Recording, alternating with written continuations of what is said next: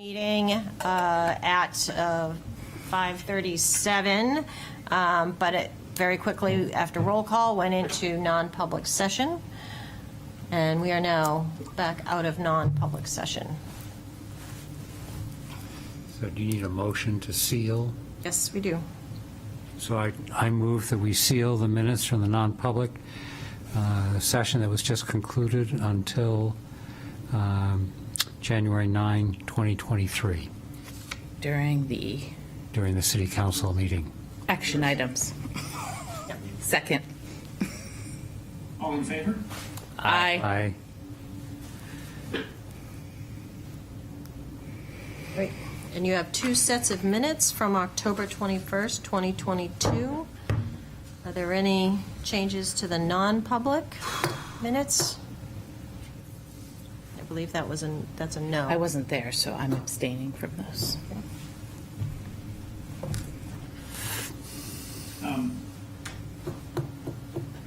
We also,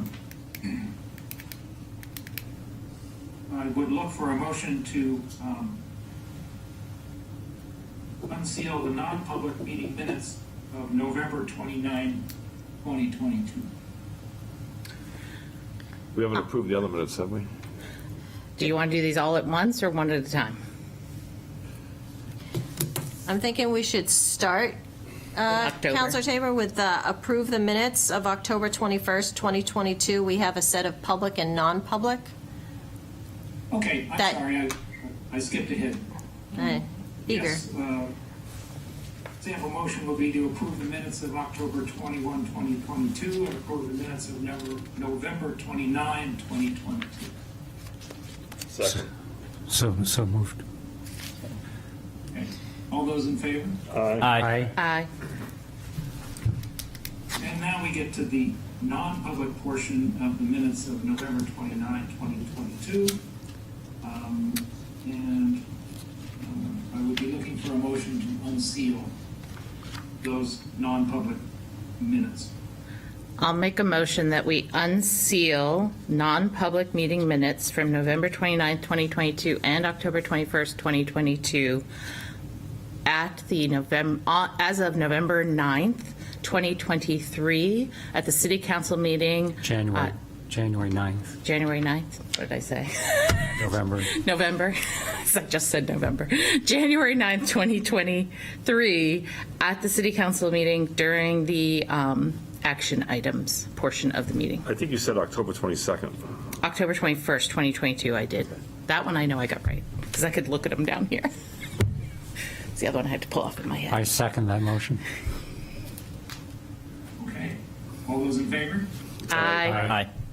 Opposed? Okay. We have one more item on our agenda prior to public comment, and that's the upcoming audit work session with the City Council January 12th, 2023. We are going to meet jointly with the City Council and hear the preliminary audit information from Alina Korzak and Melanson on the FY23 audit. Suzanne? 22. No, 22. It's 22. FY Well, 22. it's year-end, June 2022. Right. So FY20. FY. For the public, what time is that meeting? 6 o'clock, I believe, is the work session. Yeah, the first one goes from 6 to 7, and then we have another one from 7 on. All right, we have 2 that night, yeah.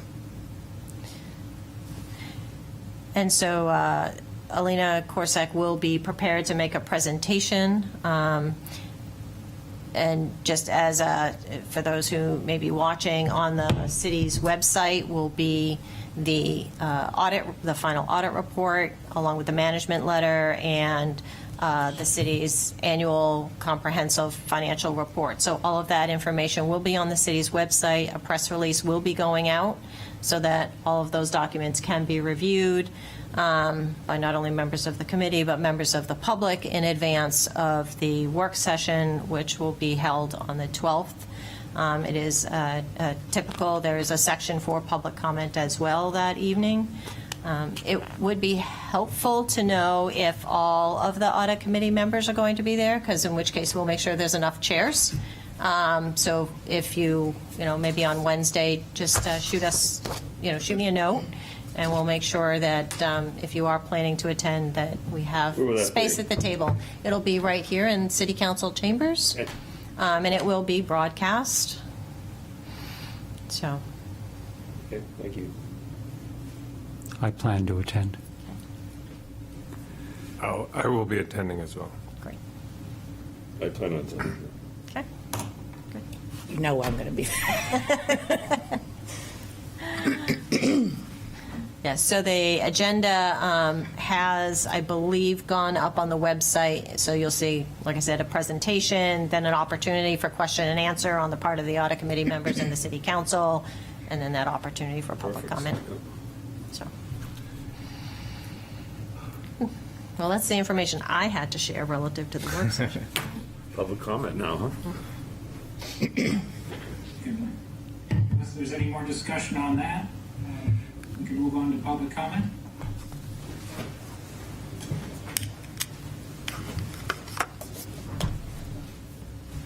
Either or. Former Councilor Huda.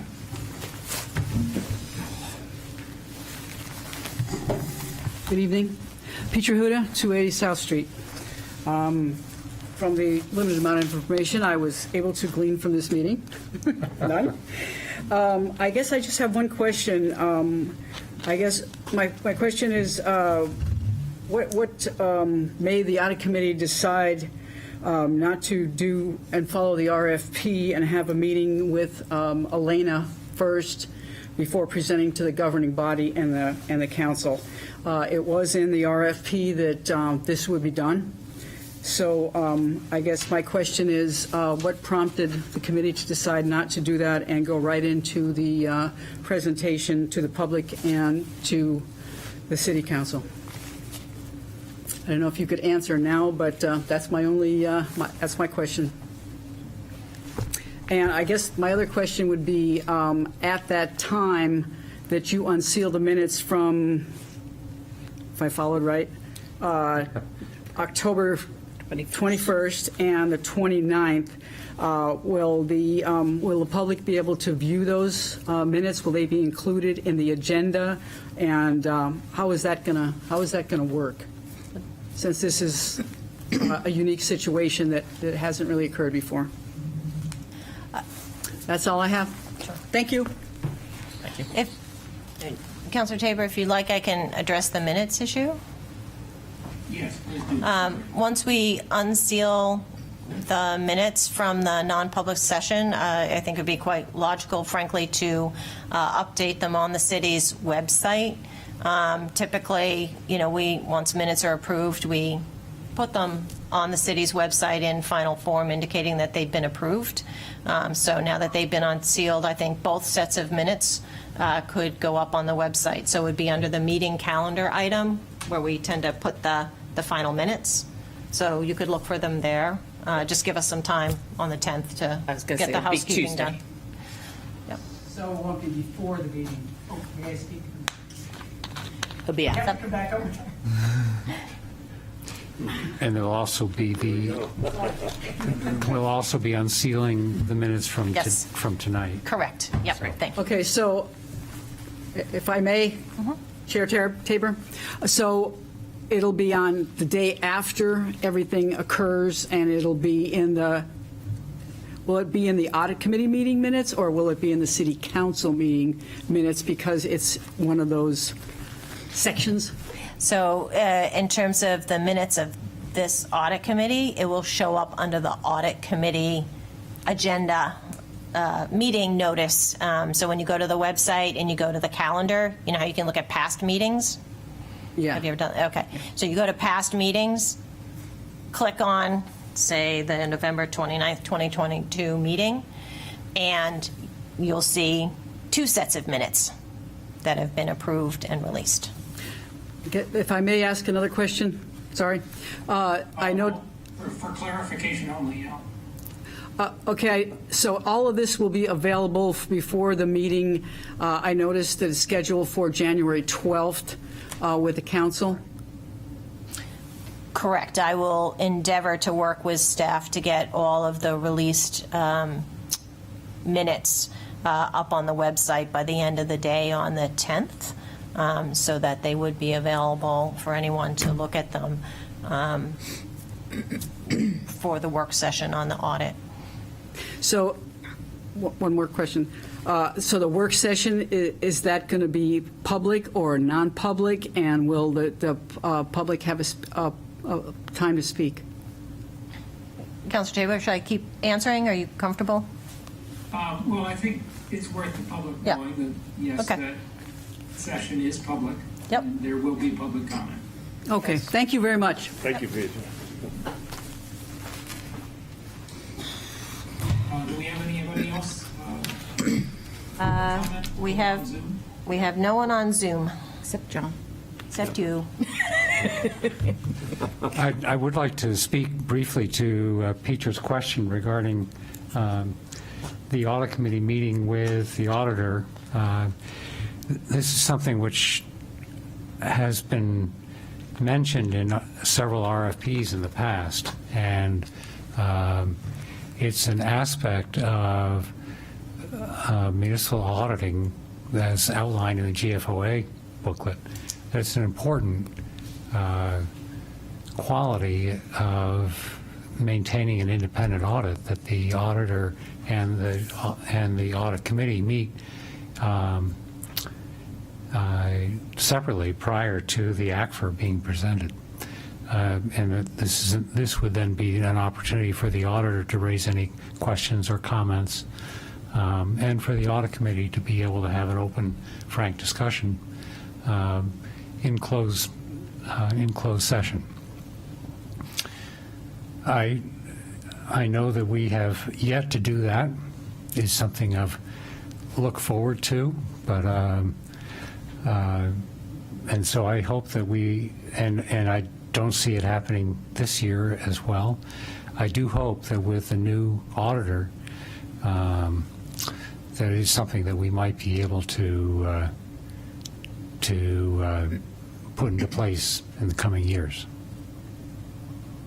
So. Any other comment or discussion on that?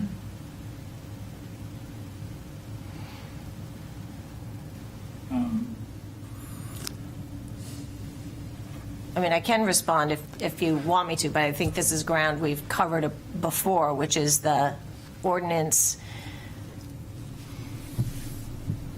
describes the audit committee as having a role, an additional role other than recommendation, if there is some material issue that comes up, so that there would be a venue for any material issue. As you'll see in the material on the website, there are no material issues. So that's why it's gone straight to final, and it's a single work session. So the recommendation is really to prepare for the next two GASB rules that are going to be required for us to follow. So those are the recommendations. I would have said the same thing, that the ordinance creating the audit committee said the primary function of the audit committee is to select an auditor. And then there's language that in the event of an issue in the audit committee is a resource to meet with the auditor and clarify for the council what those issues are. And as Suzanne says, there were not issues raised in this management letter. I'm sorry, this auditor's letter. So, we go straight to presentation, but I think we have learned in our exploration of auditors that ability to have a safe space where the auditor can talk to an audit committee about issues can be valuable. It's just not, no need has arisen in this audit.